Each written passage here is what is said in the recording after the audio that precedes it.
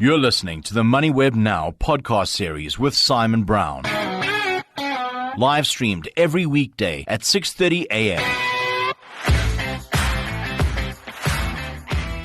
It's Tuesday, 28 July, US trade balance data due this afternoon. I'm Simon Brown, coming at you live and loud from Moneyweb Studios in Gauteng, Johannesburg. On the show today, Danie Dörfling, he's head of business development, more Infinity. The Vodacom update, lots of moving parts there. Perhaps the big one, I don't know, the dividend payout ratio was cut, and also more generally, telcos, if we have a moment. Stephen Linnell, he's CEO of PayInc, the story of payments as we move to apps and digital wallets. And then we're going to chat with Satrix, asset bubbles, and what investors get wrong. This podcast is brought to you by Stanlib Asset Management. Invest in more certainty to navigate volatile market conditions. Morning headlines: Moneyweb growing pushback against forced retirement and medical aid membership. And Business Day, grim 6 months triggers week-long safety reset at Implats Rustenburg. 8-day production pause to help strengthen safety controls. Morning markets, US was mixed. S&P, a point, 0.02% higher. Nasdaq was down 0.3%. The East is mostly green. Sydney up 0.7%. Turkey under massive pressure, 4% down on chip worries out of South Korea. Hong Kong, green, but 0.02%, and Tencent up 0.8%. Commodities mostly red. Gold futures, $4,075 an ounce. Brent, $86.95. Platinum, $1,621. And palladium is the green, $1,290. Rand is 16.77. Bitcoin, 63,300. And top 40 opening call, red open, 170 points or 0.1% lower. Moneyweb Now, on the money. Also available on podcast. Chatting now with Danie Dörfling, head of business development, more Infinity. Danie, appreciate the early morning time, the Vodacom trading update, the quarter ending 30 June. It was weird because initially the market really hated it. The stock was down, I think it was maybe 4%, then recovered nicely. Acquisition of the controlling stake in Safaricom completed. Egypt booming. Dividend cover dropped from 75 to 65%. For you, thoughts, highlights on the update? Yeah, I think, thanks Simon for having me. I think the important distinction is that Vodacom cut obviously the minimum payout ratio, not necessarily the dividend itself. Yes. The policy, of course, moving from paying at least 75% of headline earnings to at least 65%, but management is still saying that it expects the dividend per share to grow in the 2027 financial year. Mm-hmm. The reason is obviously the capital allocation, as you rightfully mentioned. Vodacom has just spent about 35 billion increasing its Safaricom holding from 35% to 55%, and that essentially gives them control. And it now wants more flexibility to invest in its networks and financial service platforms while progressively reducing the associated debt. So this is not presently a distress signal for me. It is a decision to retain more of the earnings because Vodacom believes it now has more growth opportunities. That's a fair point. They've got the money, and the question is if they can use it to grow the business, then good on them. Egypt doing really well, and because South Africa, small. I think at one point some of the numbers were like 2% growth. Yeah, South African service revenue 2% up, but yeah, we're the mature market. Egypt 32.8% in local currency, doing really well in Egypt. Absolutely, and that begs the question. Well, isn't this dividend rate cut actually negative for the income investor? Because essentially we're going into growth markets. So it reduces the certainty that much of each rand of profit will immediately reach the shareholder. So pure income investors should recognize that the proposition has obviously changed. But retained earnings is not automatically negative. The test is what Vodacom does with that money. So if it reduces acquisition debt, it earns attractive returns through Safaricom, M-Pesa, Egypt and its wider network, as you rightfully mentioned. Shareholders may ultimately receive a smaller percentage of a much larger earning base. So it becomes negative if the company retains the cash, but that cannot convert the promised growth into attributable free cash flow. More broadly in the sector, looking at the Vodacom chart, the stock's doubled since beginning of last year. And if I pulled up MTN, I would get similar. We've now, of course, got Cell C. There is Telcom. Telco sector had a really, really good 24, 25 into 26. Sorry, my bad. Doubled from Jan 24. Your thoughts on the sector more broadly? Still opportunity because it has run hard. Yeah, no, absolutely. I think for investors should not treat it as a simple bond proxy because they have attractive characteristics, right? I mean, connectivity is essential, revenue recurs, barriers to entry are high, and African operations still have structural growth in data and smartphones, fiber, and then obviously mobile money. But they're also extremely capital intensive. I mean, data usage can grow dramatically without revenue growing at the same rate because the price per gigabyte continues to fall. So operators then have to spend more on the spectrum and network capacity simply to carry that traffic. So telecoms are defensive in terms of demand, but they're not automatically defensive in terms of shareholder cash flow. So I guess what are the most important numbers that investors should watch? Free cash flow after capital expenditure, and for geographically diversified operators, the cash that actually reach the listed parent. So obviously EBITDA can rise while spectrum, network investment, interest minorities and currency movements consume the economic benefit. Ultimately, EBITDA does not pay the dividend, cash does.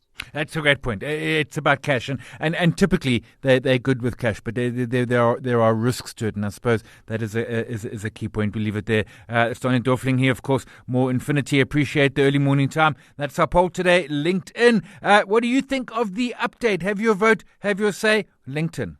Let your money weather the storms with Stanlib Asset Management. Invest in the Stanlib Global Select Fund, a diversified all-weather equity portfolio submanaged by JP Morgan Asset Management.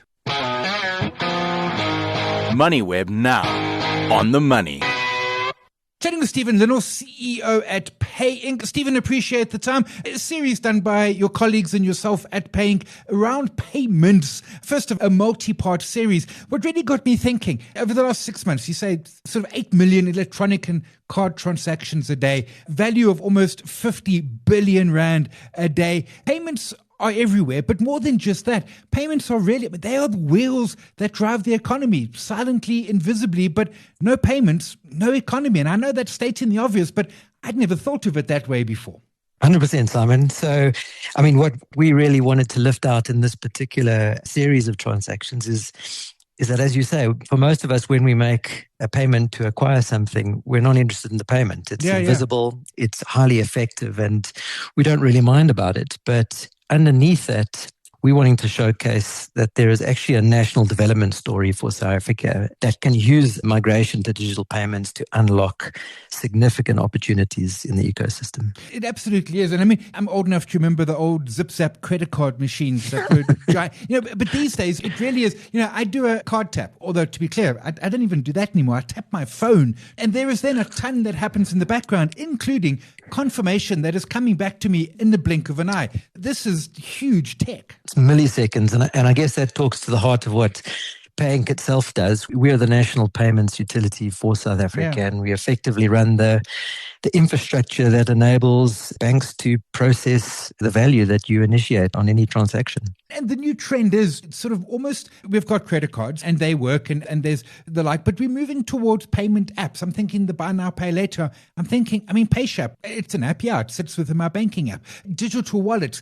There is a shift now towards those apps, and we're moving on from the physical card and the like. Absolutely. I think one challenge in South Africa is relative to much of the other global economy. We've actually got very low digital wallet penetration. It's probably sitting close to around 8% versus the global average of upwards of 30%. So we're probably slow to migrate to this almost point of initiation. But in part, that lends itself to the fact that we do have a very well-developed, particularly in the formal sector, well-developed payments orchestration network, which, as you mentioned, is dominated by card. And I make the point, you say 8% versus a global 30%. That kind of makes sense, I imagine, but there's also huge potential and I imagine huge demand for it. Things such as the township economy, cross-border remittances back to home countries, making it more seamless and I think importantly, the speed at which it happens. Absolutely. I think that's really the unseen opportunity for us. I think the most of the formal sector is well serviced from a payments perspective, but the informal sector is largely dominated by cash. And we expect almost 2/3 of every transaction to be facilitated by cash. And if we can shift that needle and provide opportunities for digital payments, that opens up a number of opportunities. The most obvious one is that it does broaden financial inclusion. So if I was, for example, a spaza shop, it's not just when I accept a digital payment that I receive the money instantaneously, but it does create effectively a digital data trail, which can therefore be used for further credit extension or issuance, insurance. And so it's critical that we do move incrementally away from cash to enable financial inclusion. 100%. It's also, and I'm thinking around sort of online e-commerce and the like. I mean, cash just doesn't work in that environment at all. So it's not just the spaza shop in Kwandegeze. It just needs to open up the entire online environment and to all the other opportunities. Absolutely right. I mean, point of sale is particularly important because most of it is cash today. But if you're on e-commerce, really you're left with a digital payment type. And so the more efficient that is, the better it gets for everyone. Where do we're behind in terms of usage, but in terms of the actual technology, where do we sit? Because I'm thinking back to, Mark Shuttleworth. Now, he wasn't quite payments, but he kind of was on the edge of it, and certainly around security, which back then, 25 years ago, was the challenge we were trying to solve. Where do we sit globally in the tech stack? Yeah, our tech stack, we're world class. So I think this spawns initially from a very well-developed banking sector where there's incredibly high penetration in South Africa of bank accounts, and then broader to the fintech community. But as it pertains to payments, South Africa was one of the first in the world that had a real-time payment system. That used to be called RTC, but now has been replaced by PayShap, which, albeit in its infancy, we believe is at the heart of this digital revolution, which is gaining momentum. How is PayShap doing? Because I've chatted with colleagues of yours around it. I love it. I think it's absolutely brilliant. It has transformed our regular Wednesday evening poker nights, although maybe I shouldn't say that on radio. Particularly if you're paying. Well, it particularly means everyone pays you. What is Take Up like? Because I see the attraction to it across so many ways. It's like that invisible cash. It goes back to the initial question. It really is instant and real and money. Absolutely. It was designed really to substitute cash. So we tried to keep it as close to the benefits that cash has today, most importantly, as you mentioned, the immediacy of the payment. And it's growing rapidly. So we recently, I think it was last month, crossed our 1 billion transaction mark. Oh, wow. We're doing over 60 million transactions a month, but it's got a long way to grow. So for the most part, the volume over PayShap today is really just the migration of digital payments on other rails onto PayShap because it is more effective and more efficient. But the growth opportunity is when you move from just making a payment to your poker buddy to acquiring something. So merchant-styled payments. There you need a critical unlock. So the merchant economy, which is a QR payment or, as you mentioned, tap and pay. Those are critical to scale the next phase for PayShap. We'll leave it there. Stephen Linnell, he's CEO PayInc. Appreciate the time.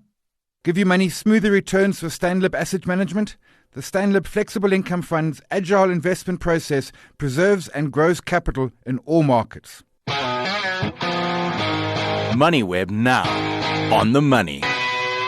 Chatting now with Nico Katzke, Head of Portfolio Solutions at Satrix. Nico, always appreciate the early morning talking around bubbles and whether we should worry. Interesting piece out from you. Let's start, I suppose, with definition of a bubble. I'm keen to head to sort of Greenspan's irrational exuberance comment. I think that was late 96. But it is broadly, it's irrational pricing and FOMO, but truthfully, underlying it is often proper quality. And we think of some of those .com stocks. Capitec was often accused of being a bubble, yet here we are today. Morning, Simon, and good morning to your listeners. It's great to speak to you again. Yeah, interesting topic, eh? And I think it's incredibly relevant to us all. Our view on AI and technology stocks more broadly has actually been quite consistent in recent years.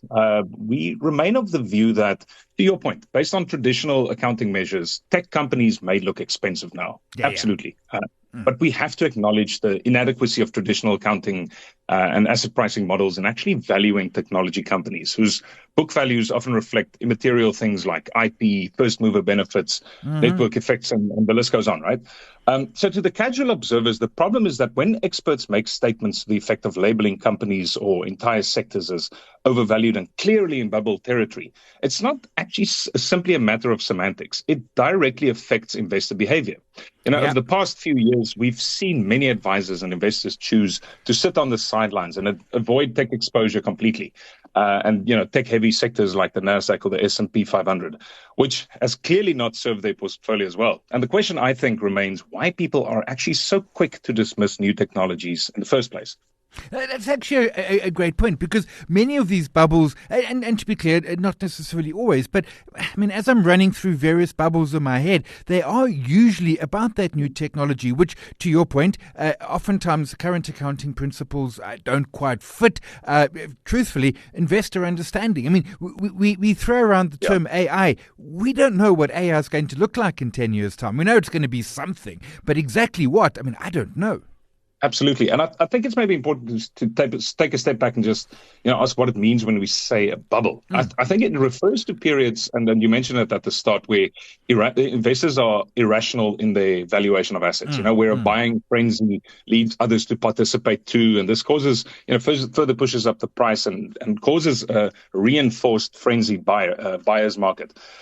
Oftentimes, what labels a bubble is this happens without due consideration of the actual investment case. Now, to your point, there's many examples of this in the past, but those are always only ever clear in hindsight. That's the irony, right? And in fact, there are equally many times where many cried wolf, only to later regret not investing in the companies or technologies after their use cases has become clear. And that's not how you make money, in the market.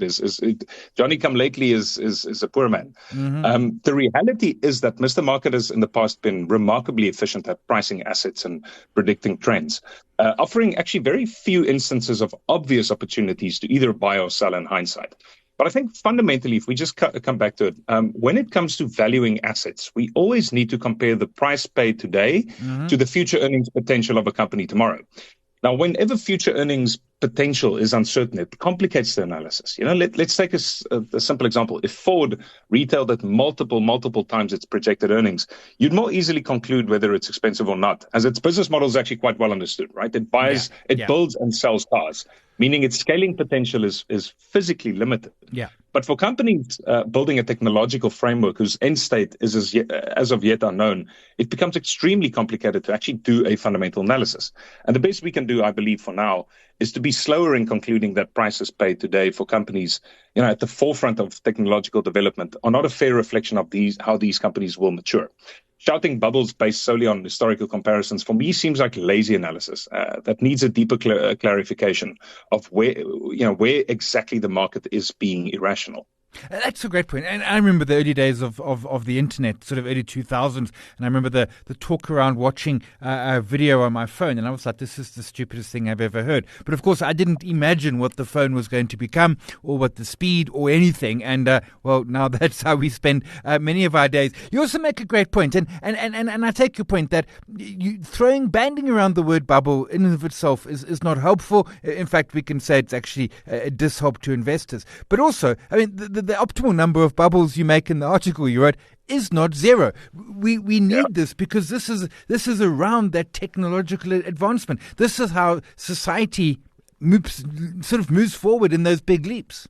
Exactly. So, I make the point, it might be controversial, that, bubbles generally get a bad rap. Yeah. Now, this may sound strange, right? But I really believe that the optimal amount of bubble and busts is not zero. Yeah. We actually need periods where the market loses its, let's call it, short-term sensibilities and relaxes its typical risk tolerance, spurring the development of technologies and actually propel society forward. Internet, railways, etc., which at the time seemed expensive, irrational, but, it's stuff we use every day. Now, look, I cannot foresee a world where we will become less reliant on generative assistance. And as we transition into this uncertain world, it seems in my mind most irrational to label the technology as a bubble. That's for me the most irrational thing currently. Now, will there be disappointments, Simon, in AI? Absolutely. Yeah. Some companies will disappoint. But I believe ultimately that we are at an inflection point in how we utilize information technology more broadly. Now, will you and I still use ChatGPT in 5 years? Maybe, maybe not. How will we use it in our daily lives? Who knows? From our point of view, AI integration will likely be more gradual than many make it out to be. I don't think you're going to wake up one day and your wife and kids and job has been taken by AI. I think broad adoption will happen organically, the same way we began using email or the computer, or more recently become comfortable with Teams calls and working from home. These things happen gradually. And dismissing the technology just because we deem the accounting measures to be out of whack with historical comparisons, I don't think is sensible. And another interesting point that I just want to quickly make, which I think a lot of listeners might not know, is as of today, you're getting actually more exposure to AI in the MSCI EM index than in both the NASDAQ and S&P 500. That's a great irony, right? So, and this is largely as a result of large exposures to TSMC and a few Korean stocks. But the point is, it's becoming harder to find suitable diversification for those looking to avoid tech exposure completely. And what we've seen is a lot of investors are sitting on the sidelines and wanting no equity exposure because they look in the short term and they want to avoid short-term pain, but ultimately pay away long-term opportunities to create wealth over the long term. Yeah, and your EM example is great. I was buying some of the EM ETFs last year, and they've become tech. I mean, as you said, they are just tech. And we're early. My father got a fax machine in the 80s, and he couldn't fax anyone for the first 6 months because no one else had one. And then, 5 years later, everyone had them. 20 years later, they were gone because of email. We'll leave it there. Nico Katzke, Head of Portfolio Solutions, Satrix. Appreciate the early morning time. That's it for today. I was chatting with Thomas Berry, he from PSG Wealth, talking around various tax allowances available to South Africans that can fundamentally enhance your savings, enhance your investing. We asked you if you were using available tax allowances to their full benefit. Almost half said yes. A third said not sure, may need some help. A quarter said all the way. The rest of you said you are trusting your accountant. Have your vote, have your say. LinkedIn. This podcast is brought to you by Stanlib Asset Management. Invest in more certainty to navigate volatile market conditions. We're live every weekday morning, the Moneyweb website and the app, 6:30 a.m. podcast just after 7. Thanks to my team, Eddie, Nobokle, Nicole, Sabu, to you for listening. My guests for their time. My name is Simon Brown. This is Moneyweb Now. We'll chat again tomorrow. Global fragmentation. You've been listening to another Moneyweb Now podcast, posted every weekday at 7 a.m. on moneyweb.co.za. Moneyweb Now, on the money.